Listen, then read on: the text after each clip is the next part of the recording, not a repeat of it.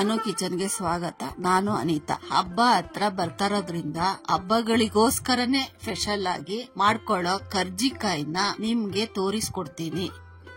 ಎಲ್ರು ಕೇಳ್ತಾ ಇದ್ರು ಕರ್ಜಿಕಾಯಿ ಮಾಡುವುದನ್ನು ತೋರಿಸ್ಕೊಡಿ ಅಂತ. ಅದಕ್ಕಾಗಿ ನಾನು ಇವತ್ತು ಕರ್ಜಿಕಾಯಿ ಮಾಡೋದು ಹೇಗೆ ಅಂತ ತೋರಿಸ್ಕೊಡ್ತೀನಿ. ಮೊದಲಿಗೆ ಕನಕ ರೆಡಿ ಮಾಡ್ಕೊಬೇಕು. ಅದಕ್ಕೆ 1 ಕಪ್ ಮೈದಾ ಹಿಟ್ಟನ್ನು ಬೋಲಿಗೆ ಹಾಕೊಂತ ಇದ್ದೀನಿ. ಮೈದಾ ಹಿಟ್ಟಿನ ಜೊತೆ ಅರ್ಧ ಕಪ್ ಚಿರೋಟಿ ರವೆ ಜೊತೆಗೆ ಸ್ವಲ್ಪ ಉಪ್ಪನ್ನು ಸೇರಿಸ್ಕೊಂತ ಇದ್ದೀನಿ. ಇವಾಗ ಈ ಮೂರನ್ನು ಕೈಯಲ್ಲಿ ಸ್ವಲ್ಪ ಮಿಕ್ಸ್ ಮಾಡ್ಕೊಳ್ಳೋಣ. ಇವಾಗ ಇದ್ರ ಜೊತೆ ನೀರನ್ನು ಸ್ವಲ್ಪ ಮಿಕ್ಸ್ ಮಾಡ್ಕೊಂಡು ಚೆನ್ನಾಗಿ ಕಲ್ಸ್ಕೊಂತ ಇದ್ದೀನಿ. ಇದಕ್ಕೆ ಬಿಸಿನೀರು ಹಾಕಬಾರ್ದು, ನಾರ್ಮಲ್ ನೀರು ಹಾಕಿ ಕಲ್ಸ್ಕೋಬೇಕು. ನಾರ್ಮಲ್ ನೀರು ಹಾಕೊಂಡು ಚಪಾತಿ ಹಿಟ್ಟ ಕಲ್ಸ್ಕೊಳ್ತೀವಲ್ಲ ಆ ತರ ಹದ ಬರೋ ತನಕ ಕಲ್ಸ್ಕೊಬೇಕು. ಇವಾಗ ಕನಕ ರೆಡಿಯಾಗಿದೆ. ಒಂದು ಪ್ಲೇಟ್ ಮುಚ್ಚಿಬಿಟ್ಟು 1/4 ಗಂಟೆ ನೆನೆಯೋದಕ್ಕೆ ಬಿಡಿ. ಕನಕ ರೆಡಿಯಾಗಿದೆ. ಅದ್ರ ಒಳಗಡೆ ಹಾಕೋ ಹೂರ್ಣ ರೆಡಿ ಮಾಡ್ಕೊಳ್ಳೋದಿಕ್ಕೆ ಹುರ್ಗಡ್ಲೆ ಪುಡಿ ಮಾಡ್ಕೊಂಡು 2 ಬೌಲ್ ಅಷ್ಟು ಹಾಕೊಂತ ಇದ್ದೀನಿ. ಇದ್ರ ಜೊತೆ ಬಿಳಿ ಎಳ್ಳನ್ನ ಹುರ್ಕೊಂಡು ಸ್ವಲ್ಪ ಪುಡಿ ಮಾಡ್ಕೊಂಡು ಹಾಕೊಂತ ಇದ್ದೀನಿ. ಜೊತೆಗೆ 1 ಫುಲ್ ಕೊಬ್ಬರಿನ ತುರ್ಕೊಂಡು ಹಾಕ್ತಾ ಇದ್ದೀನಿ. ಸಿಹಿಗೆ ನಾವು ಸಕ್ಕರೆ ಹಾಕೊಂತಿಲ್ಲ, 1 ಅಚ್ಚ ಬೆಲ್ಲನ ತುರ್ಕೊಂಡು ಹಾಕೊಂತ ಇದ್ದೀವಿ.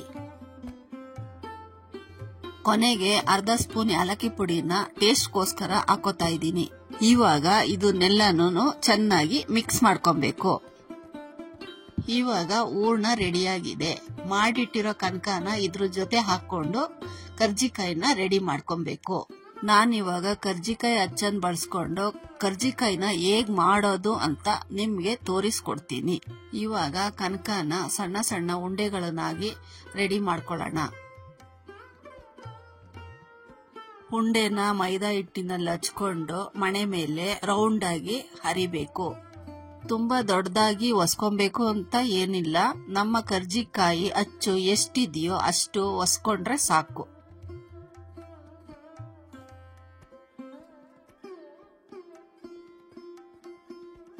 ಇವಾಗ ಹಿಟ್ಟನ್ನ ರೌಂಡ್ ಆಗಿ ಒಸ್ಕೊಂಡಿದೀನಿ. ಇದನ್ನ ಅಚ್ಚೊಳಗಡೆ ಹಾಕೊಂಡು ಅದ್ರೊಳಗಡೆ ಎಷ್ಟು ಹಿಡಿಯುತ್ತೋ ಅಷ್ಟು ಹೂರ್ಣನ ಹಾಕೊಂತ ಇದ್ದೀನಿ.